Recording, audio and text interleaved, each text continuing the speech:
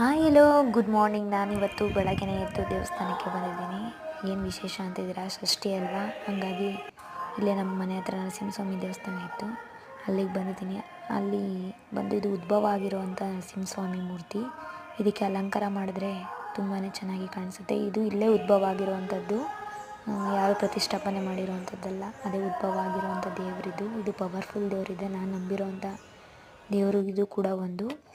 ಇವಾಗ ಷಷ್ಠಿ ಇರೋದ್ರಿಂದ ಎಲ್ಲರೂ ಬಂದು ಪೂಜೆ ಮಾಡ್ತಾಯಿದ್ರು. ಮತ್ತು ತಿಂಡಿ ಏನು ಮಾಡೋಣ ಅಂತ ಯೋಚನೆ ಮಾಡ್ತಾಯಿದ್ದೆ. ಮೆಂತ್ಯ ಪಲಾವ್ ಮಾಡೋಣ ಅಂತೇಳಿ ಮೆಂತ್ಯ ಬಾತಿಗೆ ಮಸಾಲೆ ಎಲ್ಲ ರುಬ್ಬಿಟ್ಕೊತಾ ಇದ್ದೀನಿ. ಮತ್ತು ಮೆಂತ್ಯ ಪಲಾವ ಯಾವ ರೀತಿ ಮಾಡ್ತೀನಿ ನಾನು ಅನ್ನೋದನ್ನು ಈ ವಿಡಿಯೋದಲ್ಲಿ ತೋರಿಸ್ಕೊಡ್ತಾ ಇದ್ದೀನಿ.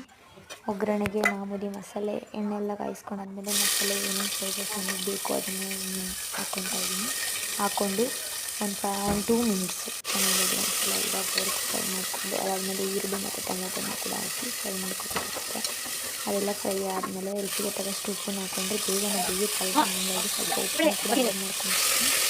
ನೆಕ್ಸ್ಟು ಮಸಾಲೆ ಎಲ್ಲ ಹಾಕಿ ಅದಾದಮೇಲೆ ಏನು ಸೊಪ್ಪು ಕಟ್ ಮಾಡಿರ್ತೀವಿ ಅಲ್ವಾ, ಅದನ್ನು ಕೂಡ ಹಾಕಿ ಮಿಕ್ಸ್ ಮಾಡ್ಕೊಂಡಾದ್ಮೇಲೆ ಅದಕ್ಕೆ ಎಷ್ಟು ನೀರು ಬೇಕೋ ಅಷ್ಟನ್ನು ಹಾಕಿ ಅಕ್ಕಿನ ಸೈಡಲ್ಲಿ ನೆನೆಸಿಟ್ಕೊಂಡಿದ್ದೀನಿ, ಅದನ್ನು ಕೂಡ ಹಾಕಿ ಅದು ನೀರು ಬಂದು ಕುದೀತಾ ಇರೋ ಟೈಮಲ್ಲಿ ಅಕ್ಕಿ ಹಾಕೋದ್ರಿಂದ ರುಚಿನೂ ಅಷ್ಟು ಚೆನ್ನಾಗಿ ಬರುತ್ತೆ. ಸ್ವಲ್ಪ ಮೊಸರು ಹಾಕಬೇಕಾಗಿತ್ತು, ಬಟ್ ನಾನು ಹಾಕಿಲ್ಲ. ನೀವು